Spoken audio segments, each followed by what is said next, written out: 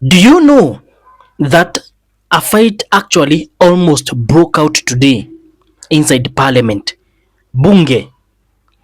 And this commotion involved one, the majority leader for National Assembly, that is Kimani Ichung'wah, and member of parliament Robert Mbui from Kadhiani. Nikubaya.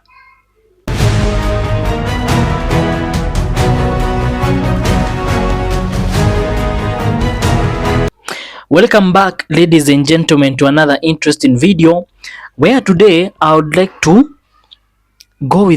us to watch a certain video together. In this video, there are two videos actually.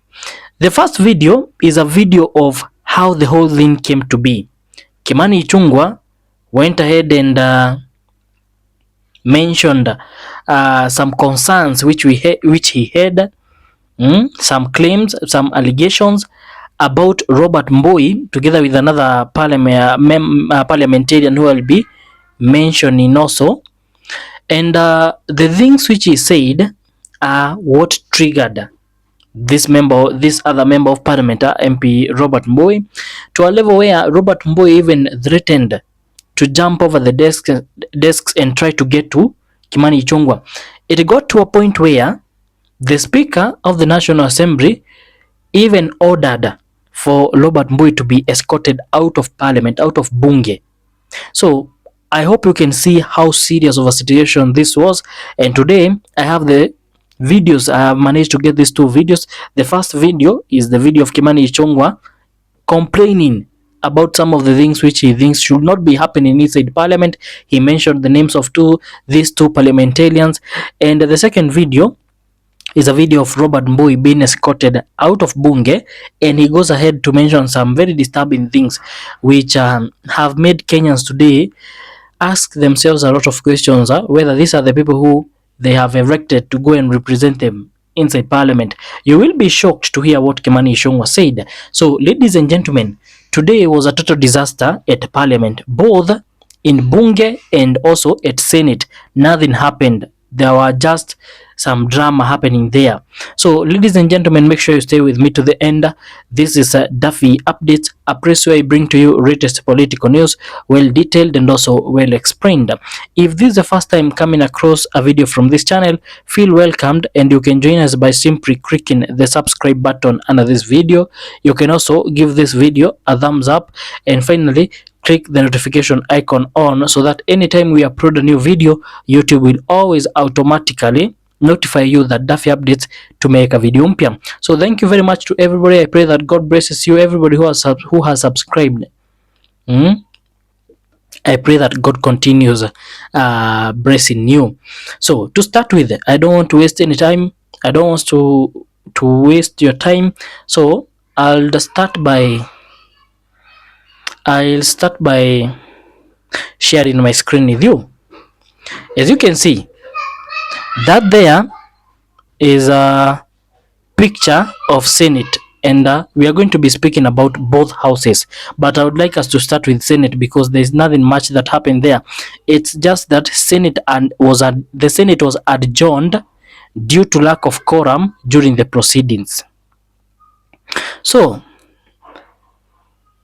Kenyans are trying to understand how these two houses managed to get this drama separately. Like, what was happening? How comes in Senate something happened and it led to the Senate being adjourned, and also at bunge something else happened and we saw the drama videos coming out, but it is totally because of different reasons. So the Senate was adjourned today due to lack of quorum during the proceedings, and for those who understand what quorum is, it basically means there was no order, there was no decorum, it was just mayhem and confusion. Like, a lot of things were happening to a level there where nothing fruitful could be discussed, and this led to a number, and even as you can see already, it seems like there are no senators around,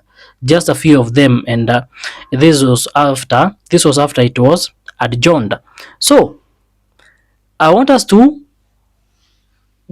dive out of Senate and go to Parliament. At Senate, nothing much happened. It was just general thing. Senators were angry. They did not want to continue with the discussions which were happening there. But I don't want to dwell much on Senate because that's not the point of the video today. We want to understand how a fight almost broke out at Parliament today. I want to take you to Kimani Ichung'wah. As you can see in this post, Member of Parliament Kimani Ichung'wah has condemned Kadhiani Member of Parliament Robert Moi for trying to grab the mace, and also the other MP who I was telling you also was who found himself in the middle of all this is Embakasi South Member of Parliament Julius Mawadhe, and Kimani Ichung'wah claimed that he appeared intoxicated in the house, saying he will move a motion to formally name Mawadhe for his misconduct. So, both Member of Parliament Robert Mbui and Julius Mawadhe found themselves today being the center of discussion. And according to Kimani Ichung'wah, these two parliamentarians appeared to have let's say disrespected the house. They came to the house intoxicated, and I would like you to watch the first video. And this video is the video of MP Kimani Ichung'wah explaining that he is going to file a motion to name these parliamentarians. So watch this video. As you can see on top there is a video for November 13th, 2025. It's a video for Kimani Ichung'wah speaking and explaining everything. Kindly, let's go through it. The acts that we have just seen here by the member for Kadhiani attempting to grab the mace to attract the attention of people outside the precincts of Parliament or outside this chamber. Because, Honorable Speaker, there is a way we conduct ourselves with decorum in this house, and you have done well to send the member out. And indeed, I want to encourage any of the members of this house to move the house to name this particular member. And more profoundly, Honorable Speaker, the member for Embakasi South, the Honorable Mawadhe, who clearly looks intoxicated. And I know it's a Thursday afternoon. For those who do not understand what Kimani Ichung'wah means when he says that that parliamentarian looks intoxicated, in short, it means that the MP went to bunge akiwa mlevi, like anakaa ni mrevi chakali, to a level where other people can just tell by looking at you because of your behaviors and the things which you are doing. So I want to correct something. This video here is a video of Kimani Ichung'wah talking after the parliamentarians were sent outside because there was no decorum, and during that process of Robert Mbui being sent outside is when he tried to grab the mace, something which is out of let's say out of order. So I'll be sharing with you the video of how everything about him being chased out. You will see the speaker trying to order the people who are responsible of escorting people outside, parliamentarians outside. You are going to see everything, but this is a video of Kimani Ichung'wah speaking after, and during by watching this video you can hear and understand why the two MPs were sent outside. Nobody has the right to appear in the house drunk, and the member of Embakasi South cannot come to spew epithets in the house when clearly intoxicated. Honorable Speaker, I shall be moving to name the member for Embakasi South for appearing in the house intoxicated. So, as you have watched the video, Kimani Ichung'wah has revealed that he will be moving a motion naming Embakasi South, the member of Parliament, for what he did, appearing at the house intoxicated. I want us to go to the next part, and this is where now the parliamentarians were sent outside. As you can see, these are the words used by Member of Parliament Musila Mawadhe, who almost beat. Let me read for you. And I quote, "Don't be stupid. Nitavuka hapa nikukanyange mpaka ushangae." End of quote. Member of Parliament Musila Mawadhe nearly beat MP Kimani Ichung'wah in parliament after a confrontation that led to his expulsion from parliament for 5 days. Also, something that I forgot to mention is the MP who was sent outside, they have been expelled for 5 days consecutively. Like, they are not supposed to appear inside bunge for the next coming 5 days. So we will be watching this video together with you, and you are going to see MP Musila Mawadhe nearly slapped MP Kimani Ichung'wah in parliament after confrontation. Let us watch this video together.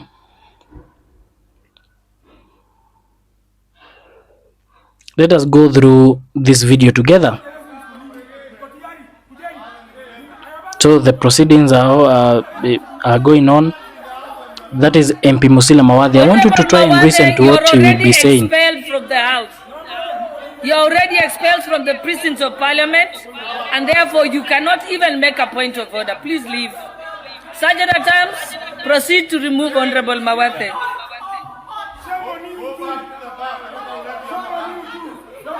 I want you to listen carefully.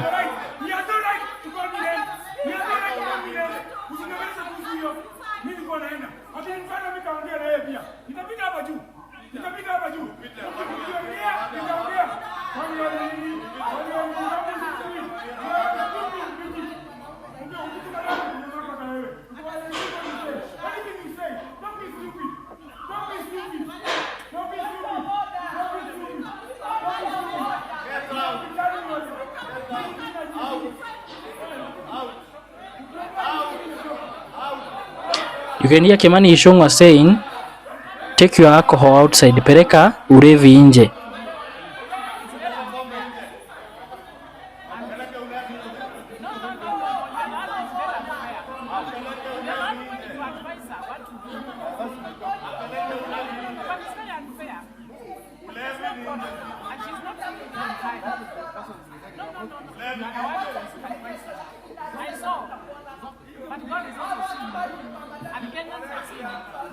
It has reached to a level where even the speaker is quiet because she doesn't know what else he's going to do to make the parliamentarians get to order.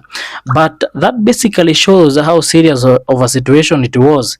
If it had gotten to a point where a parliamentarian has to be sent outside and get expelled for 5 days, that means that what happened was serious and it was not something to just ignore. If it gets to a point even where the majority leader is being threatened, that is serious. So one thing that Kenyans are asking themselves is, why does this keep on happening?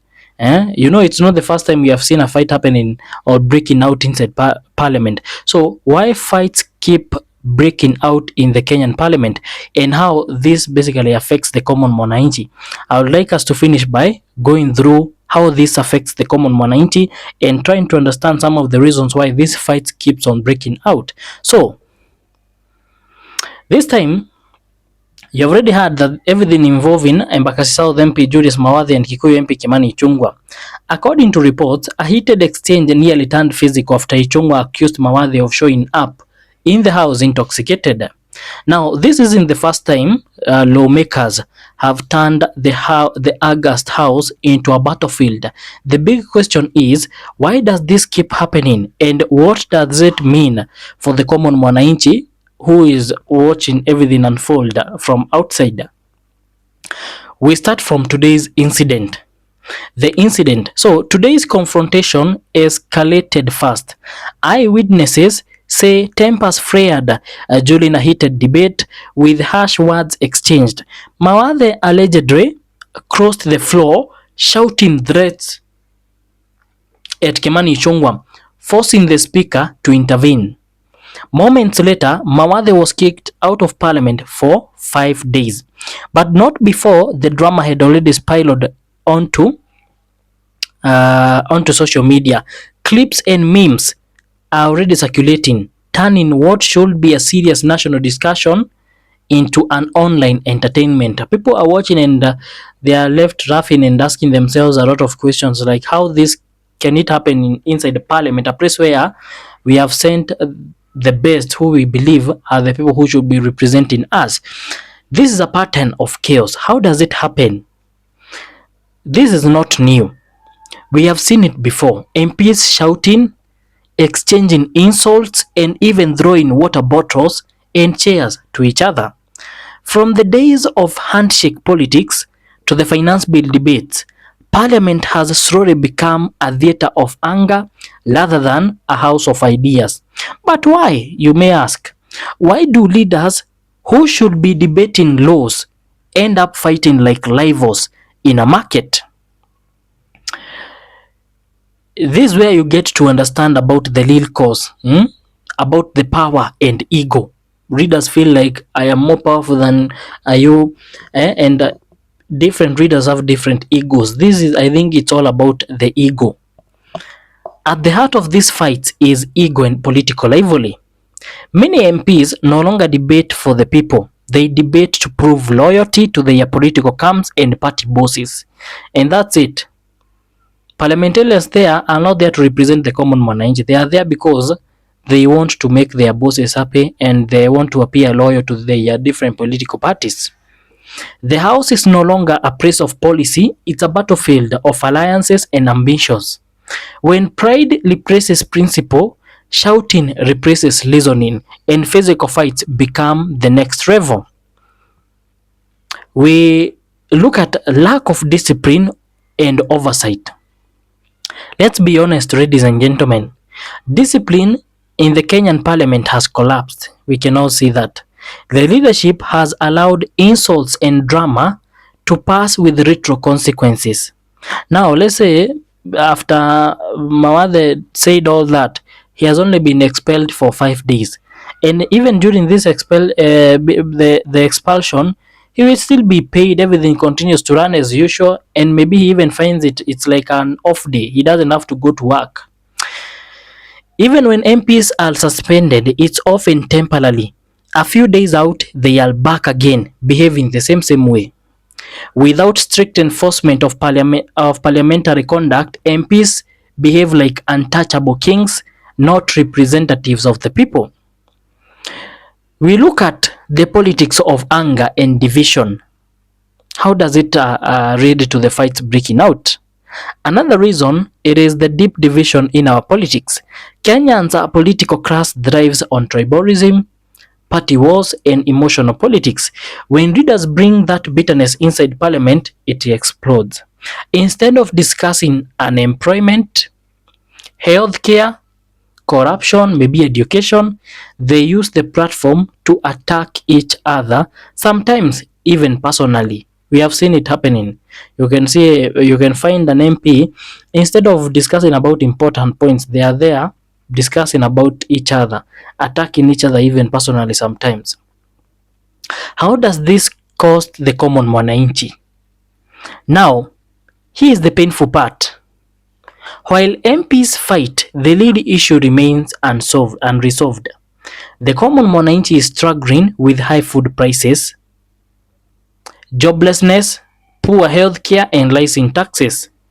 Yet, their representatives, paid millions of shillings monthly, are busy shouting at each other instead of finding solutions. When parliament becomes chaotic, bills are delayed, policies are poorly debated, and oversight is weakened. I hope you understand. That means corruption grows and development slows, and it's the mwananchi who suffers most. This does not affect the parliamentarians who are doing it actually. The person who ends up paying the price is the common mwananchi. What does this say? What does this say about the leadership? These fights expose the moral decay in Kenya's political leadership. Our leaders reflect the nation's character, and when they can't control their tempers or debate respectively, it shows how far we have drifted from integrity and discipline in public service. The Kenyan parliament should be an example of leadership, not a boxing ring. If MPs can't behave in the house, how can they lead a nation?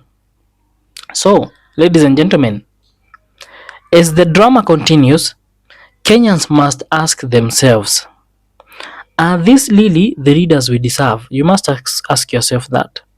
because at the end of the day, parliament fights don't hurt the politicians. I have mentioned about that. They hurt you, the voter, the person who trusted them to represent your voice. It's time for accountability, respect, and leadership, not chaos and insults. Thank you, ladies and gentlemen, for watching this video. This is Duffy Updates. And kindly, before you leave your thoughts down in the comment section below. Don't forget to subscribe, to like this video, and click the notification icon on. Bye bye.